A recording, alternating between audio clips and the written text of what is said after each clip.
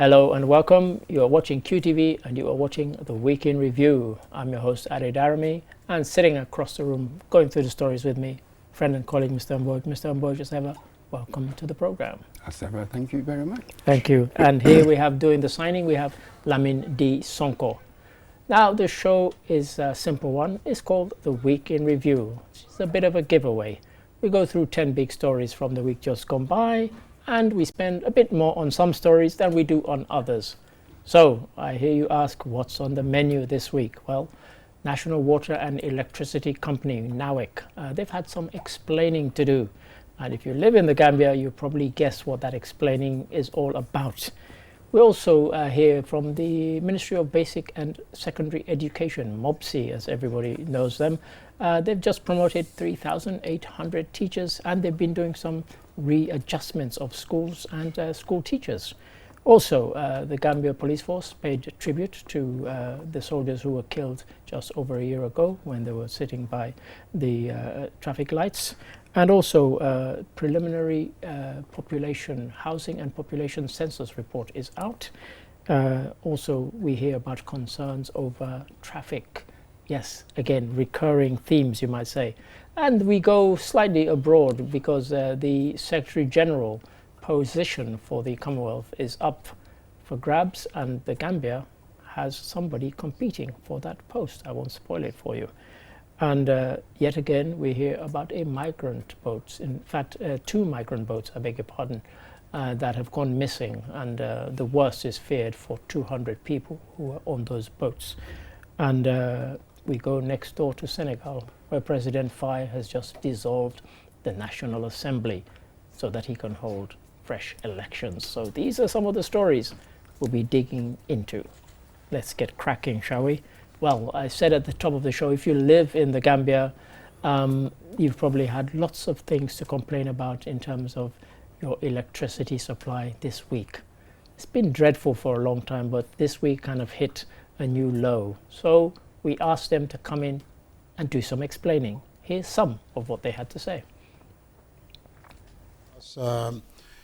24 hours, we've been having a lot of power outages due to a few reasons, and then which are unfortunate, very, very unfortunate reasons. One being, we have an IPP that is an independent power producer with Scar Power. For the past 72 hours, they've been running on one engine. One of their engine got a fault. If you know, Car Power is supplying us with 30 megawatt, and then it's like we are now getting 15 megawatt plus our own megawatt. Our IPP supply is also Senelec through the OMVG. Unfortunately, yesterday was a very bad day for the sub-region, not the Gambia alone, because what happened to Senelec? Senelec is like feeding both Gambia, Mali, Mauritania, and then Guinea-Conakry. So when it failed yesterday, it even impacted. It impacted, Mr. Mboj. You and I and just about everybody else came in and we were complaining. And then we heard this. On the face of it, it might seem a bit unfortunate that 2 kind of double whammy, as it were, not just the Car Power one, but also Senelec. And we were the ones who had to suffer, and they tried to explain. That was exactly my point, that for us it wasn't simply the Senelec issue and the Senelec collapse, as they call it, but also with the Car Power, with only one engine working. Normally, apparently, they give us 30 megawatt. That's right. But with one engine not working, they received only 15. So that sort of thing. But Ade, again, a few months ago, on this morning, the show, we had an official from NAWEC who was explaining why that previous experience, remember, I think it was also for 24 hours. 24 hours, no electricity. Absolutely. So when he came over, when we talked to him, he said that the consultant had asked for a shutdown, 8-hour shutdown, but at the 7th hour, they realized that they needed more time. That's right. And then to some of us, we thought, that sort of left a nasty taste in the mouth, didn't it? It really did. Was it a managerial or planning lapse, whatever you call it? God. So this is the issue. And then you think, okay, structurally, if I can just overlook some of these individual incidents, Sure. see structurally where we're heading, Yeah. as it were, where's Right. the light at the end of the tunnel, Right. that sort of thing. Mm. So we've been touting this OMBG, OMBG, yeah. project and Yeah. what's going to bring in. We've been hearing this ever since we were young. Hopefully we've come to the end of it. Fine, when we really have no idea. So I'm thinking now, okay, what happens tomorrow, next week, Sure. next month, Sure. 6 months' time, Well, this is stuff like that. yeah. We know that perhaps the OMBG in the longer term, but now it seems that we are at the mercy of external things. You know what I mean? Senelec. Well, we are not in Senelec control and of that. Car Power. Car Power. We are not in control of that. And already they've shown us when these two have a problem, we know what the experience is, what the effect that is. Sure. We are the ones that go to bed and sort of tossing and turning, can't sleep till morning, that Quite. sort of thing. Yeah. So this is really my fear. And the rate at which we're going, Sure. this 2025 target. Well, this is it. I mean, I am government officials have been throwing it around as if it's a fact, it's going to happen. But as you rightly say, you've got two external providers who provide significant amounts. But then, of course, social media being what social media is, when it became known that we owe Senelec 10 billion CFA, for many people, they thought that was the reason why they'd pulled the plug, literally. But in fact, we were told that this was not the case, that there were kind of external and extraneous circumstances that led to this, and they tried to explain it away. But having said that, as you said, this seems to be plan A, two external ones you're relying on. Or what's plan B? God forbid those two external ones should pull away for whatever reason. What then? Absolutely. And it appears as if they've just pegged all the hopes on the OMBG. You've realized how much they're really talking about it, Yeah. everybody. And talking the it up. minister talking it up Yeah. and saying that sooner or later, oh, actually, we do have more than capacity, more than demand. Yeah. Really, we have in stock more than demand. But our issue is really the distribution and the transmission quite. and that sort of thing. That is really what our problem is. But sooner or later, trying to give the impression that we are on track. Yeah. Sooner, not later. Sooner you're going to have all the benefits and the like.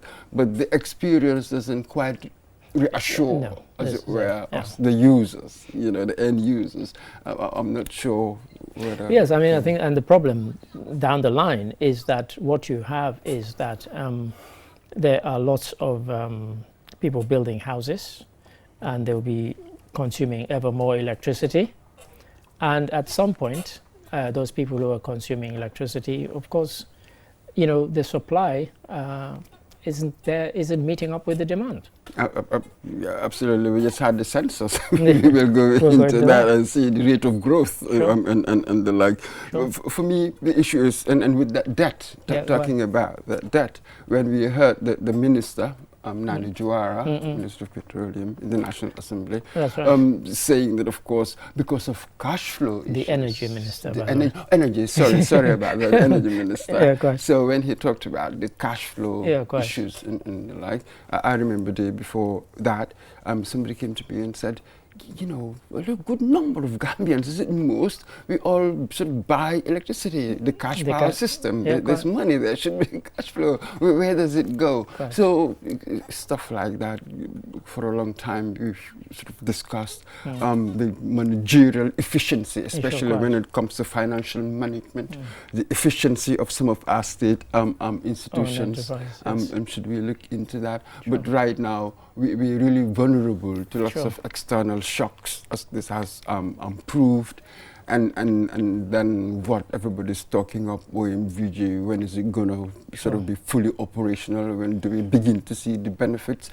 I'm not sure if anybody really knows, because in all of the talk and the press releases, you've realized that you wouldn't see a single timeline. No, I know. It's simply like as soon as possible, we are working on it and that sort of thing. There's never been a single timeline anywhere. Apart from the 2025 one, which we we don't think they're going to hit. If we're honest. But thank you for that. We have other stories. Well, thank you for that, Mr. Mboj. Now on to story number 2. The Ministry of Basic and Secondary Education recently announced that they've promoted some teachers, reclassified some schools, and not just promoted them, but there's more. Have a look, have a listen.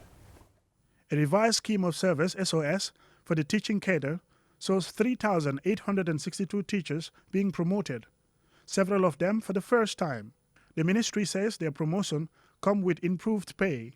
Aside from the promotions, the review has resulted in posting of teachers, as well as the reclassification and recategorization of some public schools.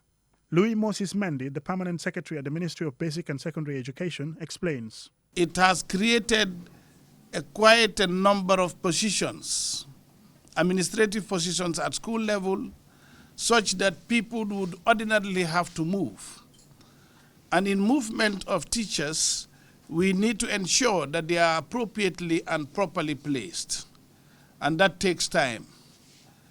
So we needed to have that time to ensure that everyone is appropriately placed before we could release the postings. According to MOPSI, the purpose of promoting the teachers is to better provide for their welfare in both positions and pay. In the promotion classification, a head teacher in a particular school could be made headmaster or principal of another school. Mr. Mbog, lots of changes. As I said at the top of the program, 3,800 teachers promoted, and they wanted us to know that they weren't just promoted, but better conditions all around, including pay, of course, which is the important thing.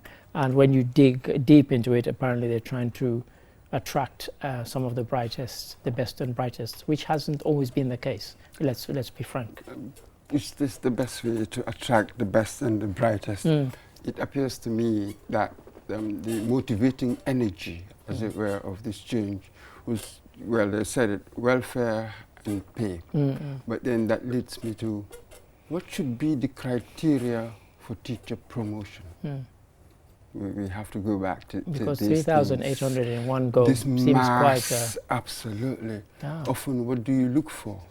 Qualification, well, this is it. experience, performance. Yes. We shouldn't forget about these things. When I looked into the story, remember, was it last year? When they went on they strike. had that strike. Yeah, they went on strike. So after the Yeah. dialogue, Yeah. so, you know, this give and take, as it were, the horse trading, and then apparently the government agreed to some of the demands Yes, is made by the teachers. Sure. One of them was this reclassification, Yep. to which I asked, what's the rationale? What benefits would accrue Quite. from these From- changes? from being not reclassified. quite made, not Yeah, quite made, and the like. So they've agreed to that. Of course, when it comes to education policy, what should we do? The teachers must be involved, but the ministry, with your cadre of really expertise, brilliant people, and then put against government policy. We voted this government into power to organize, lead, you know, these sectors. So you have these two, because the teachers' union, they're a lobby group, a pressure group. Pressure group, You know yeah, what I mean? of course, yes. That's what unions are there Yeah. for. So I'm not sure who led Yeah, this quite. change, this Well, this is reform, it, because who really led the this question in reform. my mind was And that, was- okay, have they bowed to the pressure from the strike? And of course, this has been announced on the eve of children returning to school en masse after the rainy season holiday. Because, you know, one doesn't want to be uncharitable, but many times when I've gone to some of the schools, I've not been that impressed by what I've seen and heard from some of the teachers. So, but I didn't get a sense that after this reassessment, I didn't hear about lots of teachers being dismissed. What I heard about were people being promoted. And to be honest, some of them should have been and should be dismissed, but I don't get a sense that that happened at all. Yes, there's one, that aspect, you know, what we see for ourselves, we see it all the time. And then you read reports, the World Bank, other areas. There are all sorts of studies and reports done on our education system and stuff, and how we rank according to certain indices and the like. And one thing that is consistently reported, as it were, by different organizations, is the fact that when it comes to learning outcomes, we're not doing so well. When it comes to recruiting, the numbers, when you look at them, they're all going up. But this crucial index, learning outcomes when you're doing so well. Sure. And yes, you don't want to be uncharitable to the teachers, but they really need help as well to be trained much better, really. Sure. So some time back, a friend of mine, well, he described the situation in the education system right here, the landscape, as a kind of educational apartheid. It's really people who can send their kids to fee-paying schools, who would, of course, attract the best teachers both home and abroad. There are so many people from outside who are now teaching in this country, especially in the tertiary sector. So this is the key. How do you attract top teachers?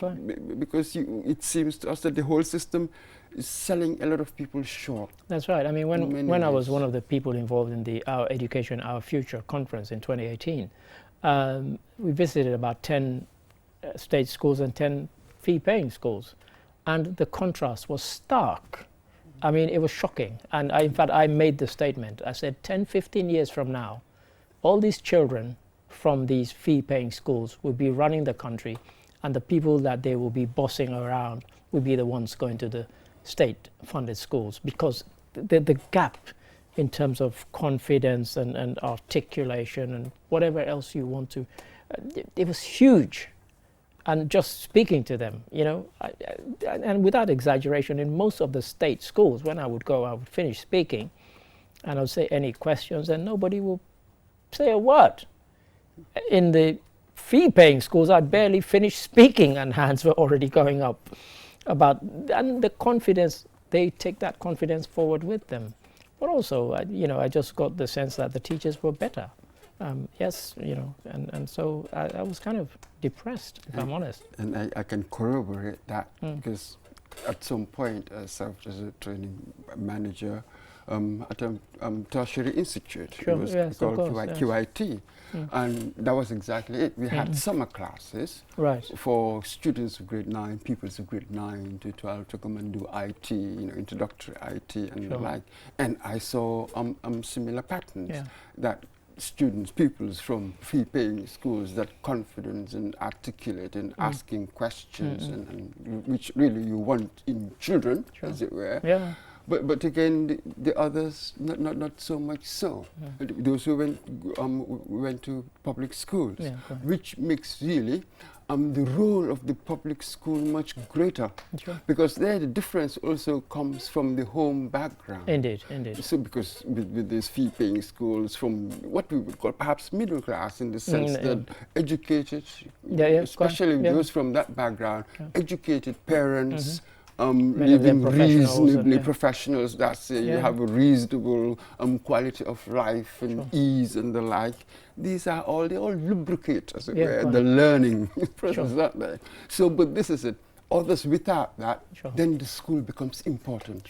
How many people will tell you that, oh, they were inspired by the teacher? Well, I'm one of those. That sort of thing. So there is this preponderant responsibility on state schools, really, to try to narrow the gap, as it were, because it's widening, just as in all areas. The gap between rich and poor, you can see the symptoms, the widening.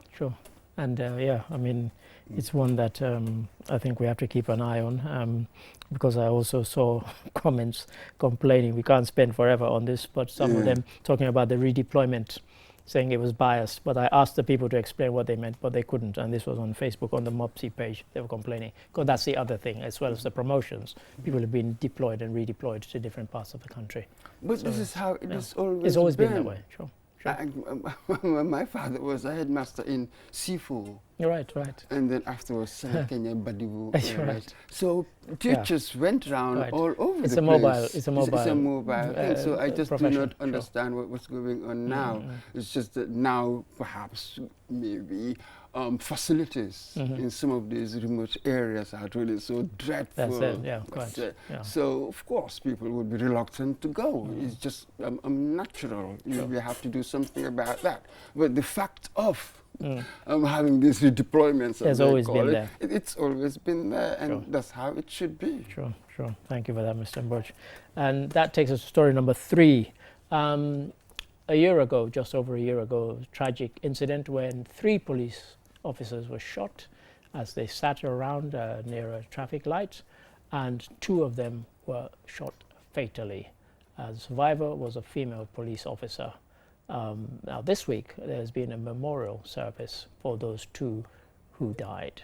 Have a look at this and we'll discuss when we come back.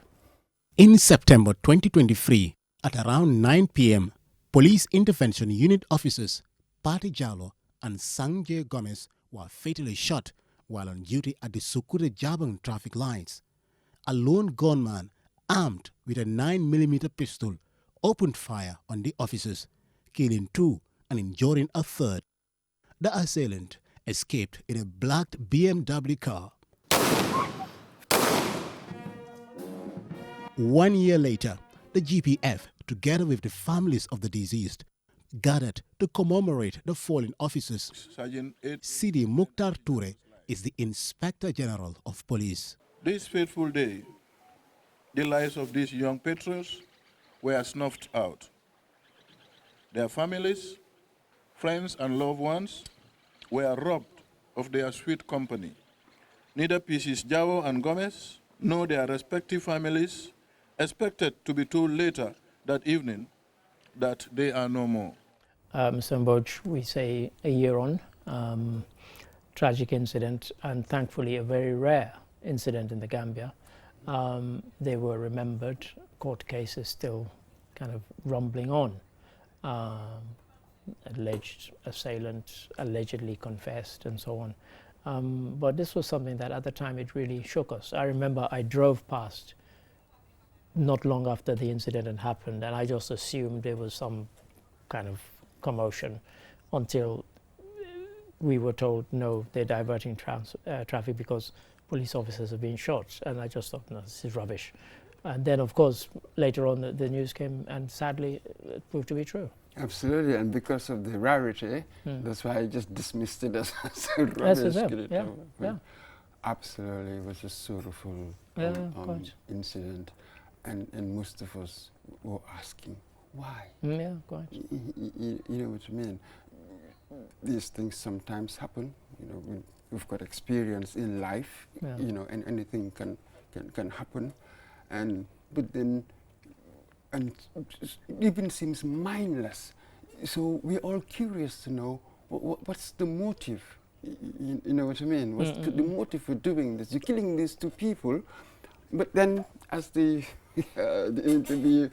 person giving the speech there said, you've deprived family of you know, a lot of person. Yeah, so it's extraordinary.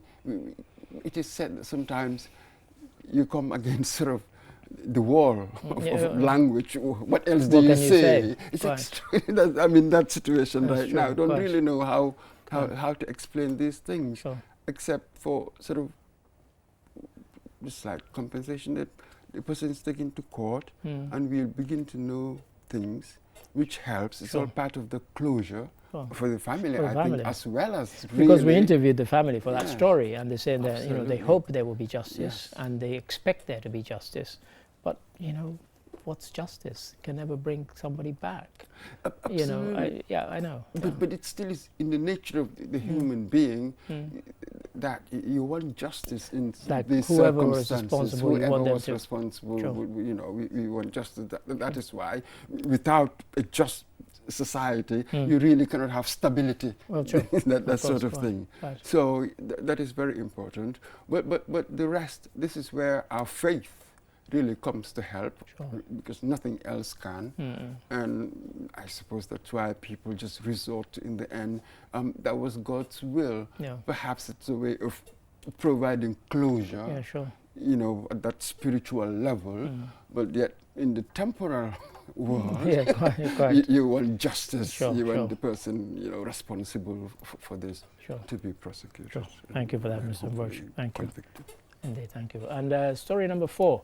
We've just completed the census, housing and population census, and the preliminary report has just been issued, and it is makes for interesting reading. I've got it literally on my desk upstairs, and here's some of what it revealed. Sidi Keita, is the Minister of Finance and Economic Affairs. I encourage all stakeholders to leverage this data to drive meaningful progress and development. Let us continue to work together to harness this valuable information for betterment of our nation. As they say, the new goal is data, or data is the new gold. Mr. Mboj, we now know that, well, on a preliminary level, 2.4 million population, it kind of inched up from the 2.1 that we've been saying for many, many years. And we expect that once it's ratified in the final version, this was the prelim one, it'll probably be the same. But then there are other things about demographics, about the youth population, the male to female ratio, and all sorts of other things were kind of came from this. Quite interesting reading, as I said. It's not long, so if people want to read it, they can read. It's about 20 pages, if that. Yeah. That's true. Male, female, 51, 49, 51% female, 49 males. That's all right. But interestingly, now Brikama, Kanifing, 63% of the population they live in Brikama and Kanifing. That's what we thought. It's quite cool. Yeah, huge. so the trends, the urbanization. The kind of rural-urban drift that we've been talking about is made flesh in this report when you read it. Absolutely. Yeah. And did we hear on radio, I was with our general manager, that from 0 to 15, high percentage, was it 40%, 30%? Extraordinary. Yeah, quite. So youthful, that's the youth bulge. Youth bulge, so it's unbelievable. So. And of course, this brings with it, as they've said, one of the reasons why they've done it, and it's the first digital one, by the way, is, of course, it enables them to plan better. Because if you know what the population is, you know the ages, you know male-female ratio, it provides planning not just for government, but for anybody who wants to come and with some sort of positive interaction or intervention in the Gambia. Just as he said, data is the new gold. It's the new gold. Absolutely, you know how to plan and all the rest of it. And for some of us as well, we can see, perhaps from an intellectual level, we can see how a society is evolving. I think that is a very interesting picture. Never mind what the policymakers are doing. So for me, that is very interesting. For instance, household sizes. Well, that's right. That's right. Enjoyed quite. Banjul, I think, had the least 4 point. The kind of nuclear, very small. Absolutely. And Basse was it? The most, and the national average 8 people in a household, as it were. So, but this is it. I think these things are determined. We've seen it elsewhere. I think there are certain, I don't know, maybe universal patterns here in that in cities where the work pattern, as it were, is very different. It discourages having lots of kids, as it were. So it's essentially an economic pressure point, as it were, really, that makes people sort of reduce the number of kids they have. So it's, to me, that reading, how you read about your society, how it moves on, is interesting. And the population growth rate, isn't it 2.6, something like that? But compared to the previous one, 3.1. That's right. So it's high, whatever, give it our resources, because whatever growth you make, because of the numbers have grown, so we don't see anything absorbed again in that. But perhaps it seems in the longer term, we are responding to modernity. That's how situations are. And gradually it will go down, that population growth rate. This is it. Thank you for that, Mr. Mboj. In some of the very, very advanced countries, the growth rate is very, very negligible, which is why they want to always sort of import migrants to kind of help there. Thank you for that. And now, story number 5, which will also take us to the midway point. You look at this, you listen to this, and you say, oh no, he's banging on about road safety again. Yes, when we get safer on the roads, I'll shut up about it. But until then, have a look, have a listen. In the Gambia, the country has seen a shift in its road safety ranking, moving from 4th to 8th among the countries with the highest road traffic accidents globally. with a record spike in accidents in 2021. Lamin King Koli, Commissioner of the Mobile Traffic Unit, emphasized the necessity of knowing and adhering to basic driving rules. The drivers knowing the roads, again, they should also know the implications on the highway. Those are to know the highway signs, and then to also respect the signboards where it states no turning or no U-turn. You respect it and then don't do it. Where it says speed limit, you limit your speed. Where also you have these zebra crossings, you reduce your speed and allow people to cross.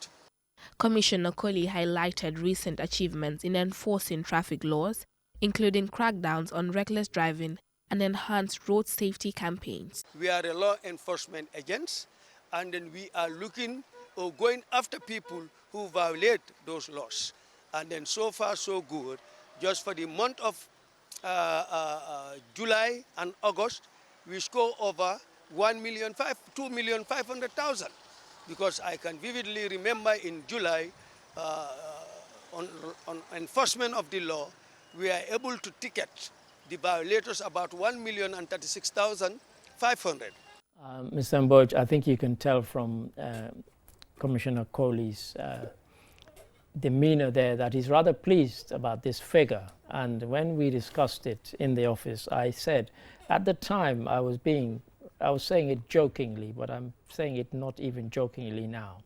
If the people who break the laws, traffic laws, were fined to the extent that they ought to be, I said in the office as a joke at the time that you could probably wipe out the national debt because it's so frequent.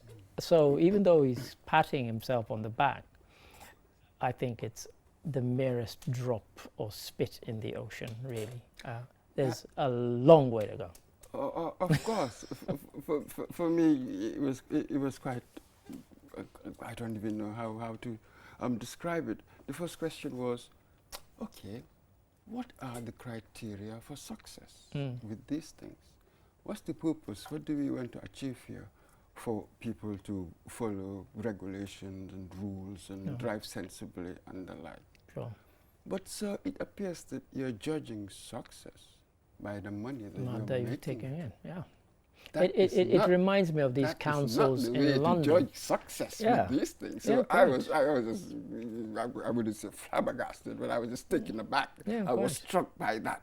I said, man, your criterion to judge success in these things, I'm really surprised by that. Yeah, quite. And as I said, the reason I said it reminded me of London, you had boroughs like Kensington and Chelsea, and they, in 1 year, from traffic fines, took a record £21 million. But we still, us drivers who were being penalized, we still were doing the same things. You could stop or brake somewhere unintentionally. You'll get fined. If they tow your car, it's £180 to get it released. And if you leave it there, every day it goes up. And it was just a money-making scam, you know. But it didn't change traffic behavior or the behavior of drivers.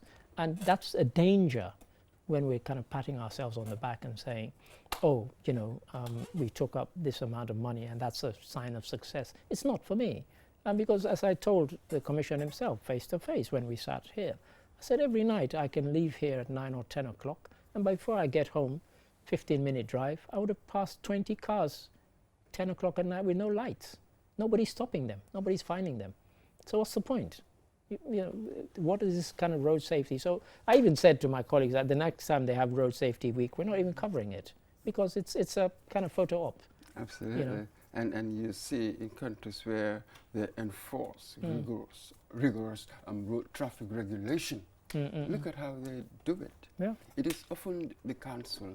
So isn't it? So you must have an enforcement regime that is sustainable, that can really work as it were. And if you're going to impose fines, let them be punitive. But because the laws were passed quite a while ago, and I gave him the example of an incident where a truck that had been parked dangerously toppled over and killed 5 people.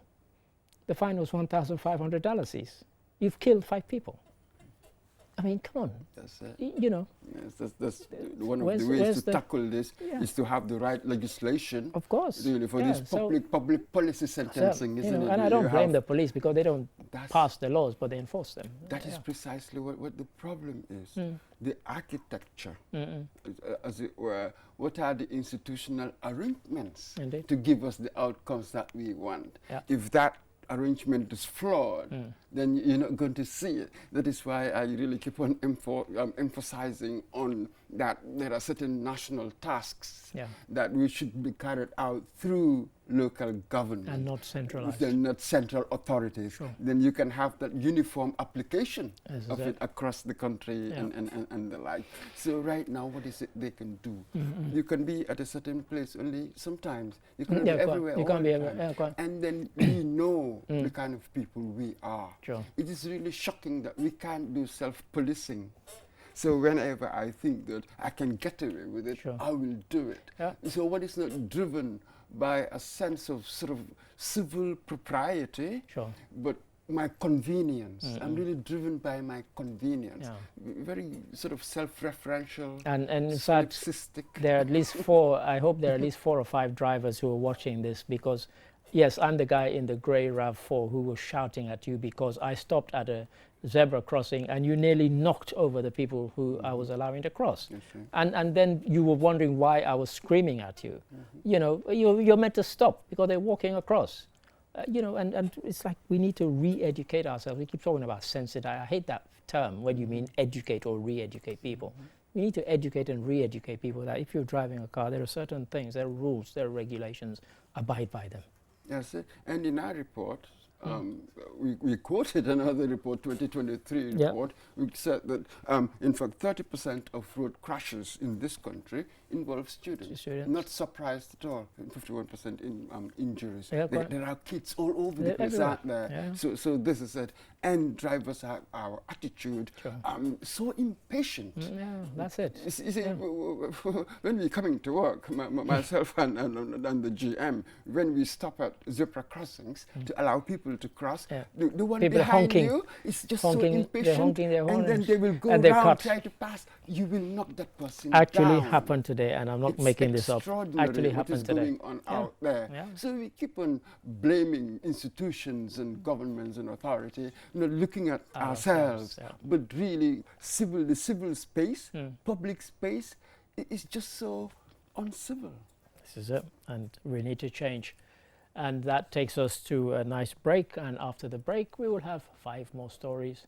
Join us after this break.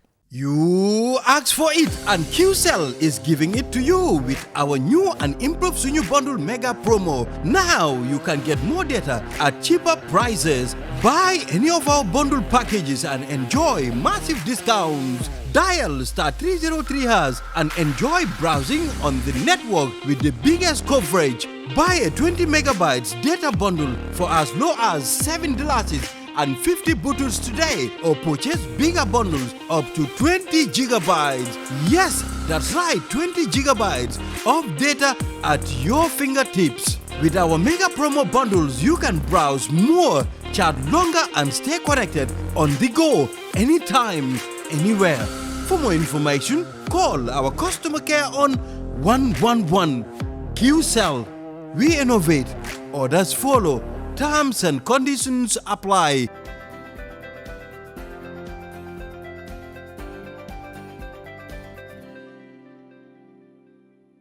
Hello and welcome back. You're watching QTV and you are watching the Week in Review. I'm still Adi Darami as I was in the first half, and sitting across from me is still Mr. Mboj. Thank you, Mr. Mboj. And doing the signing we have Lamin D. Sonko. Now, if you join us just now for the first time, then you've missed 5 good stories, but of course we've 5 excellent stories to go. Now the next one, the Gambia Armed Forces. There was a court hearing where the judge ruled that a soldier who had been dismissed had been unfairly dismissed. However, he has not been reinstated into the army, and some National Assembly members, I beg your pardon, were not happy about that, and they brought it up with the Justice Minister at the National Assembly. Have a look, have a listen. Honorable Almami Jiba, the National Assembly member for Fonye Councillor, engages the Attorney General and Justice Minister Dauda Ejalo on the matter. By judgment delivered on the 18th day of November 2021 by Honorable Justice F.A. Achibonga, the High Court held that the dismissal of the applicant is null and void and of no effect. Notwithstanding the fact that the judgment is valid and subsisting, a disciplined force like the Army has to thoroughly consider and evaluate the circumstances for reinstatement before implementation. Honorable Jiba and Honorable Yahya Menteng Sanyang, member for Latrikunda Sabiti, both raised concerns about the rule of law and justice with regards to the failure to reinstate Corporal Sajo. We really see injustice and also the respect for the courts as an institution. This government has utmost respect for judicial decisions. The decision is a declaratory one. It declares that the dismissal is null and void. It did not specifically direct for reinstatement. Mr. Mboj, on the face of it, this one had people screaming, shouting and pulling their hair because, as he says there, it was a declaratory one. It declared that the dismissal was unlawful. And that's as far as it went. And that's why we're having a problem. That's it. So to me, I said, all right. So what does that mean? When an adjudicating body declares something null and void, then I thought he said it doesn't specifically say that you must reinstate. Then I thought, does it have to? What is the meaning of declaratory? Right. If the judge says that the basis on which you based your decision was null and void, it is not applicable here, not valid, doesn't that, to my mind, conceptually entail a kind of reinstatement? Well, so yes. These debates have been going on in my head. Well, this is but is it in law that you're required to judge to specifically say so? Right. But again, if you declare something not valid at all, unlawful, then I should go back to work. Yes. Now, what the Justice Minister, of course, he's a lawyer, didn't say, and he probably won't say until they decide, but the judgment was back in 2021. So it's not as if it was last week. And they're claiming they only got it in June or July of this year, which seems remarkable. But it seems that the judge accepted Sajo's application on something of a technicality, because what he said was that, or what the judge said was that if somebody makes a false declaration in the army, you have to kick them out within 3 months, not 10 years later. And it seemed that obviously the 3 months was long gone, because 2005 was when he applied, 1st of July 2005. And he said, and I hate quoting these sections, but he says, section 33(1)(b), he says it's plain and clear. Person cannot be dismissed as a soldier based on a declaration made for enlistment, be it false or otherwise, after 3 months of them making that declaration. And so they're claiming now, and the reason they're dragging their feet, I suspect, is because they want to say, oh, it was thrown out on a technicality.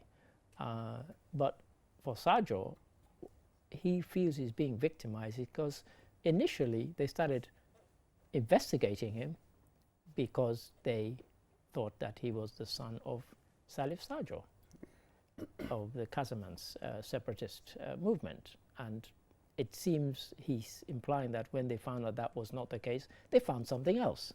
And the something else was his alleged, that he used somebody else's name, etc., etc., etc. And they can find out anything. They can believe in anything. I accept all of that. This is a court order. Sure. I have a problem with it, I go back to the court. Sure. This is how we do things, really. Yeah. So when the minister there said that, because this had something to do with the army, therefore there are other considerations and all the rest of it, I thought, what a terrible principle to my mind. If you have a problem, go back to the court. Sure. We have to respect this institution. Sure. This is how governance, people Appeal build the decision. trust Yeah. between the governors Yeah. and the governed, Yeah. as it were. Sure. So we must we have to respect decisions of the court. So to my mind, that was just a kind of shocking statement there. And then in our reporter said that the Minister of Defense came to the National Assembly and said that he had only recently received the order. And then he sent it to the AG's chambers for advice, as they should. Right. But again, in the Attorney General's statement there, he said that, well, we only give support, we provide a supportive role to these bodies. We didn't make any decisions. It's their decision. Is it passing the buck here? It really sounds like it. That's really what I got, that sense of this to passing the buck, not knowing what decision to take. So they just left it, kicked it into down the road, down the long grass, isn't it? So I think that's it. But we must respect these decisions and act quickly. If I'm going to go to a higher court, let's go. And then resolve it. But at the end of the day, when the court says something, we should do it. Otherwise, we will undermine, as it were, the very rock on which we stand. Thank you for that, Mr. Mboj. I might blame Sajo's lawyer for not asking for the unfair dismissal and reinstatement to be made in the order, but thank you for that. Story number 7, there's the Commonwealth Secretary General position is up for grabs, and one of those is a Gambian. Who is it? Have a look, have a listen. If I become Secretary General, I will not be a Secretary General that will be vibrating above the heads of member states, and I will work closely with the Board of Governors because it's the Commonwealth of Nations. And we all have our ideas. The first thing to do is to take stock of the situation, do a SWOT analysis and see how best we can make the organization a relevant one, a force for good, a network where we can leverage on the opportunities in the Commonwealth. Today, there are multiple configurations. You've got the G20, you've got the G7, you've got BRICS, and in each one of them, there's a Commonwealth member, which means that around the table, the Commonwealth has influence in almost every forum globally, and that is what I would tap into. Mr. Mboj, they went face to face and head to head, as it were, and it wasn't vicious, as you would not expect it to be, being the kind of dignified position that they're going for. But it's quite interesting. The 3 candidates put out their position, thanks to Chatham House, and generally, they seem to kind of, at the end of it, you think, okay, this is what this person stands for. I'll vote for him or her, depending on your preference. Absolutely. But to me, they all sort of sounded alike. As if they all belong to the same political party. that sort of and thing. They didn't want to say anything to upset the other. That's it. So the difference was only on emphasis. Yeah, quite. As it were. But what I wanted to hear about was a sort of a vision for our time. I was going to say, I wanted to hear a radical vision. That's it, for the Commonwealth. Just as Joshua, the candidate from Lesotho, said, you've got all these different bodies now, the BRICS and G20 and all the rest of it. So how do you create a niche where you can have a bigger booming voice commensurate to your size? Well, indeed. 2.7 billion. And 56 nations. 56 nations and stuff like that. But then I thought, it is also a victim of its origins. Indeed. In many ways. Indeed. Spillover from colonial the and phoenix, empire. As it were, they grew out of the flames of empire. So they had power, they channeled it into a kind of soft power, which became really the Commonwealth in many ways. So that is why what the Commonwealth Charter emphasized? Peace, rule of law, democracy, and that sort of thing. When you look at the members, though, they say people in Africa, we're diverse, but the majority we are poor. We call it developing countries. What are our priorities right now? We hardly do any trade amongst ourselves. There's really no power anywhere. And then it occurred to me, oh my God, the head. The head doesn't have any political power. It's the symbolism. So it seems to be, in the end, that the Commonwealth will just become a symbolic organization. They are more for its symbolism Sure, sure. than what it really does. And that's what I wanted to hear from them, that they would change it to be more than that. That sort of thing. Sure. So I'm thinking, as long as it is still within the moorings, we should yank it from its sort of neo-colonial, I have to call it that, neo-colonial moorings. Can we just take it away and turn it into something else? Sure. Because, you know, in Britain, especially when the Queen died, the late Queen, people thought The she was really the glue. energy, the glue behind all of it. Yeah, quite. Would King Charles be able to do anything like that? Quite. And now the mood Yeah. in Africa, particularly this number, we really don't like this sort of our Western anxiety influence. Can I call it anxiety influence? Now, so we're just tired of this influence. We're seeing it more in the Francophone world than Anglophone. Sure. But it seems to be perhaps a generational, maybe it's a generational thing, and then we'll see it all over. So I really have no idea where the Commonwealth is going. Its relevance. Well, Tangara is there, so we'll keep an eye on it, if only for that reason. But thank you for that, Mr. Mbodj. Story number 8. Yet again, we hear distressing stories about migrant boats sinking, but this time not sinking, but going missing, but with rather a large number of people presumed missing. Have a look, have a listen. More than 200 individuals are missing after boarding boats from the Gambia and Senegal to journey via the Mediterranean Sea, according to Ibrahim Drame, a Gambian migration activist based in Malta. He says one of the 2 boats departed a community in Nyomi in August, while another left Mbour in Senegal. On the 21st of last month, up to today, the boat is still missing. We couldn't trace the boat and we couldn't have any information about it. And the second boat also should be departed from Gambia in Bakau, but maybe for the security concern, I think so. They changed their plans, and the boat has taken off from Bour in Senegal, and that boat also has departed on the 13th of on the 12th, lately to 13th. Since on that day up to now, I think tomorrow will be the 1 month that boat also is missing. Mr. Mbodj, yet another depressing statistic there. Boats missing, 2 boats missing. If anybody looks at these boats, they probably should not even carry 40 people. But between them, they're carrying 200. We've seen some of the ones, and we've seen how overloaded they are. They're almost asking for trouble. But as he said there, we don't want to say these people are dead, but they're presumed missing, and you don't expect people to survive for that length of time, given the amount of food or how small the amount of food is that they tend to take on these boats. Absolutely. I mean, this distressing phenomenon, and it seems nobody really has any idea.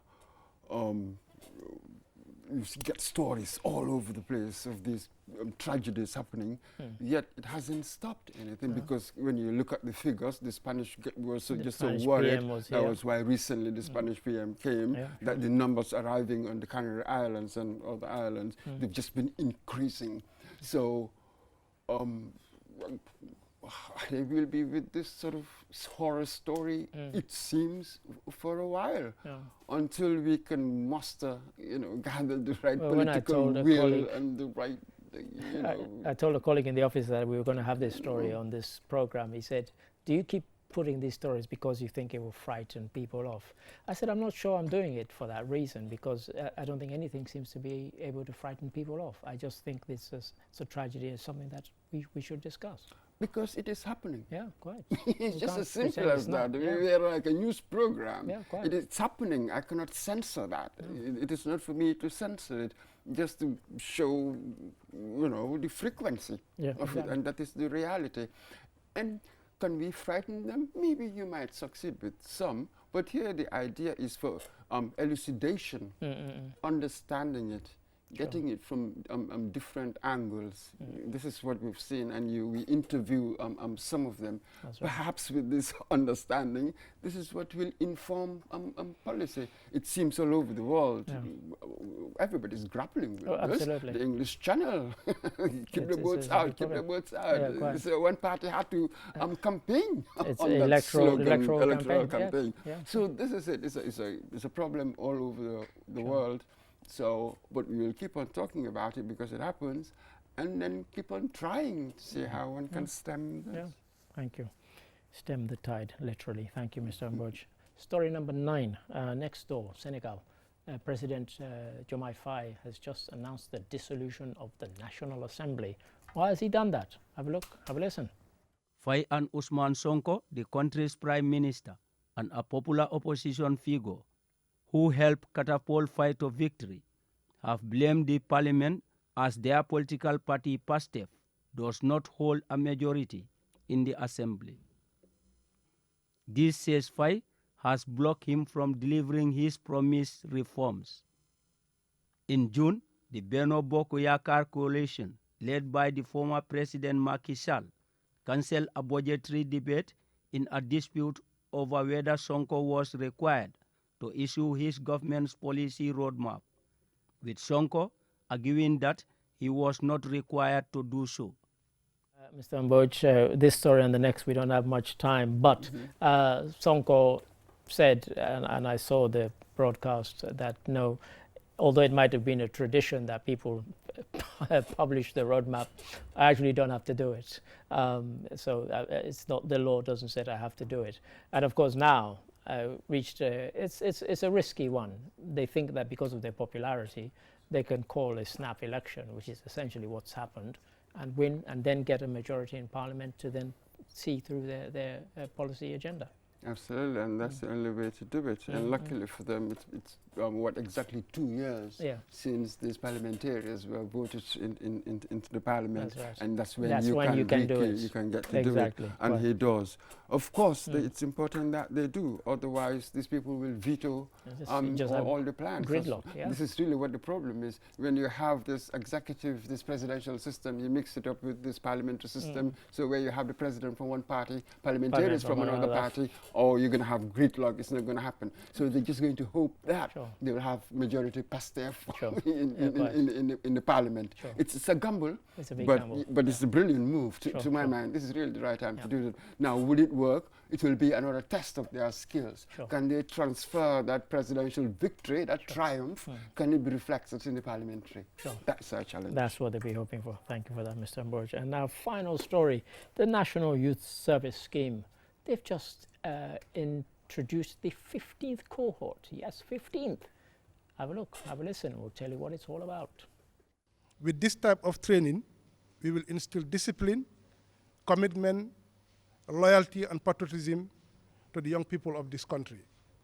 During this whole month of program, we will also be inviting different experts to come and provide lectures and training.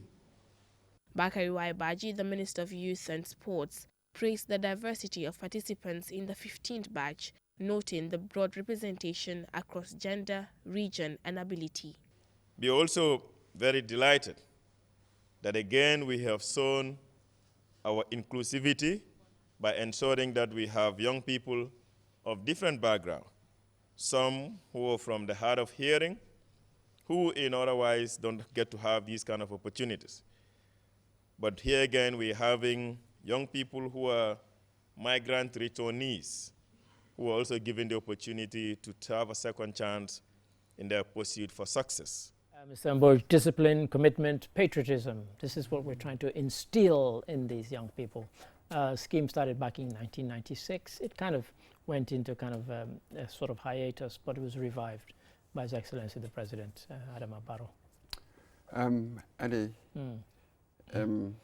this was just an event. How many days? And make it 1 week. We get 2 weeks. We get 3 weeks.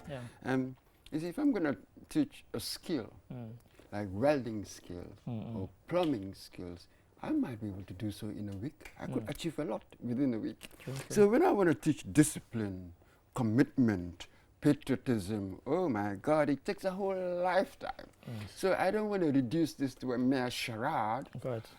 But you know what I mean. Don't claim too much for it. It was a good thing. You had a nice get together. You came together and all the rest of it. But I hope there's just one sort of tiny plank in the massive architecture of. Well, they've got a month, and then there's another 2 years that they're going to be monitoring them over. So it's not just the kind of the nice get together and bye bye. You know, they then got a couple of years. Of course, in many countries this is a 1 year thing, but here it's 2 years. And some of us of a certain generation, we look around. Earlier on, we were talking about how public space really. You tend to have sort of unspoken, this undercurrent of resentment. We are just so impatient and rude. Public space is just very, very rude. The discipline you're talking about, we lost that long time ago. I mean, we've been having this sort of workshops, get-togethers, and all the rest of it. It really, you haven't seen any and effect. Getting 200 children. Is that going to, or youth, I should say? Sure. Yes, go ahead. So come up with schemes. Sure. You know, sustainable schemes that have a chance of working, because they understand the nature of the problem and what it might require to make a dent on what is going on. Not these photo ops, periodic photo ops. Thank you for that, Mr. Mborj. That's rather depressing note we end on, but thank you for your interjections thus far. And to you, Lamin D. Sonko, thank you for your translations and interpretations. And of course, to you, the viewers, thank you for watching. Until we come your way again next week. Goodbye.